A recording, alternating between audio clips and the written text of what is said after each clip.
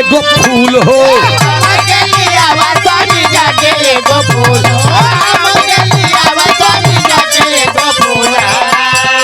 शीश झुकावे के जे करे नाही भूल हो।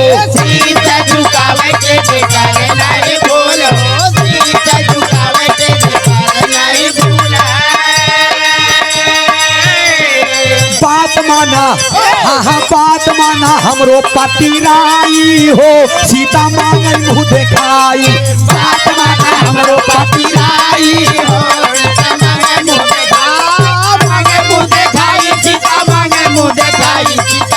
सही राजा, क्या बात है।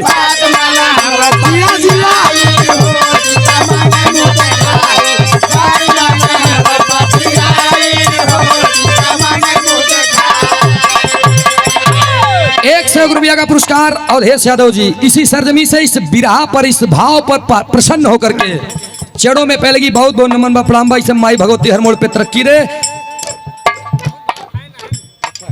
बहुत बड़ा फैन है आप बिराग जी और हमार लोग के।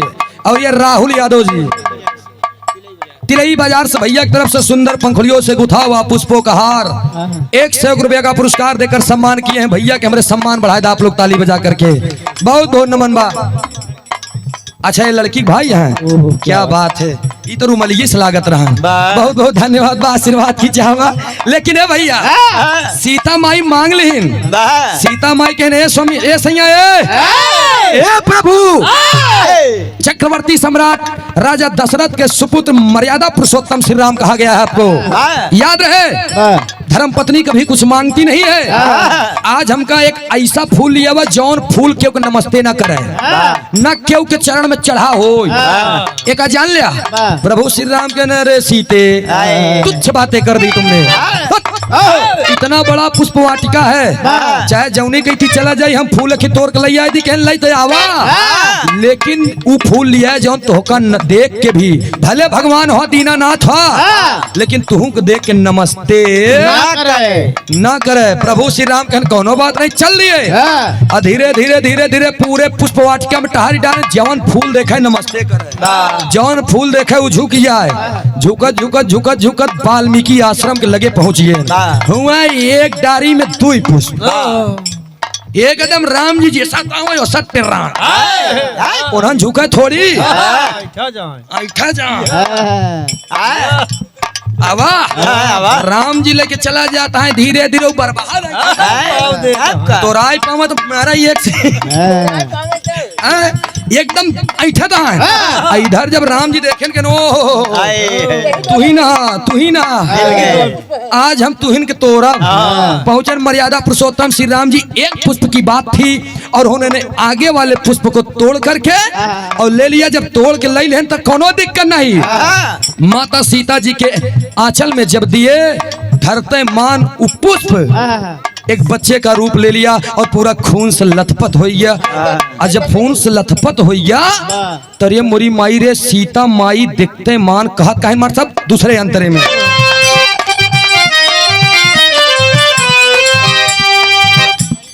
कहे सीता माई देखत बातिर काटल गारा गनावा।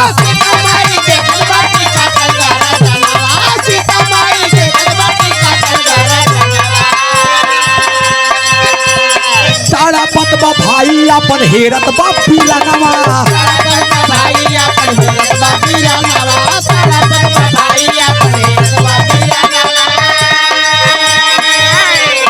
गोदिया में गोदिया में लइके लाल आई हो माता मांगे मुँह देखाई।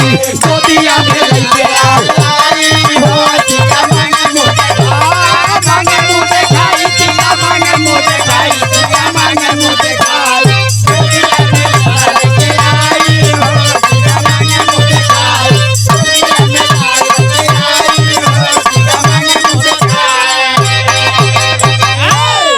और ये बाबूजी हमारे श्री राधे श्याम यादव जी सुंदर पंखुड़ियों से गुथा हुआ पुष्पों का हार और एक साफा दई के आदरणीय आप सम्मानित श्री स्वर्गीय सीताराम यादव पूर्व प्रधान के लड़के राधे श्याम यादव समाजवादी पार्टी के सेक्टर प्रभारी समाज सेवी ये ₹200 का पुरस्कार देकर सम्मान किए हैं। जय यादव जय माधव जय समाजवाद। जोरदार ताली बजा करके सम्मान करेंगे।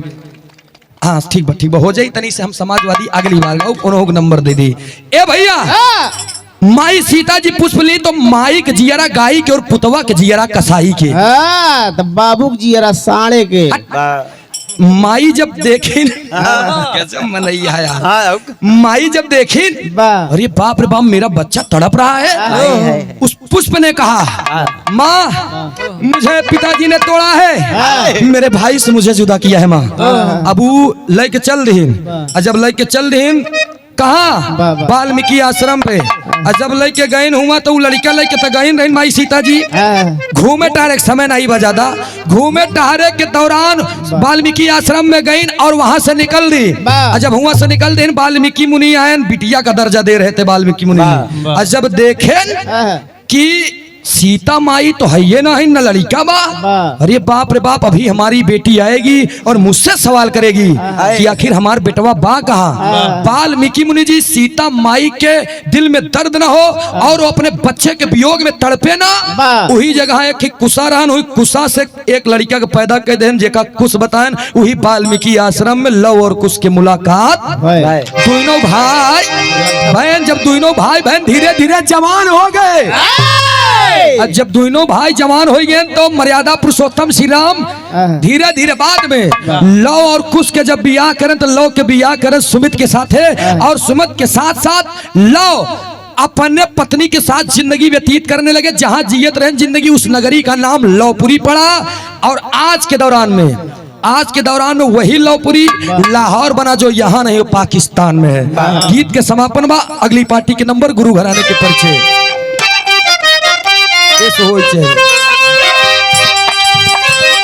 बोलो राम आधार है दर आली सपनवा, बोलो राम आधार है दर आली सपनवा, बोलो राम आधार है दर आली सपनवा। गुरु राजा राम जी के पूजली चरणवा, गुरु राजा राम जी के पूजली चरणवा, गुरु राजा राम जी के पूजली चरणवा।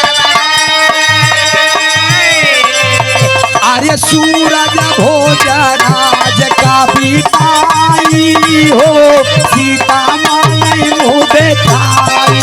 सूरज भोजराज का पिताई हो, सीता माई मुँह देखाई। सूरज भोजराज का पिताई हो, सीता माई मुँह देखाई। सूरज भोजराज का पिताई हो, अरे ब्याह कैले प्रभु रघुराई हो, सीता मांगे मुँह दिखाई। बहुत बहुत धन्यवाद। अब आप लोग रुचि यादव जी से नंबर लीजिए। मिलते हैं छोटे से ब्रेक के बाद अगले एपिसोड में। बहुत बहुत धन्यवाद।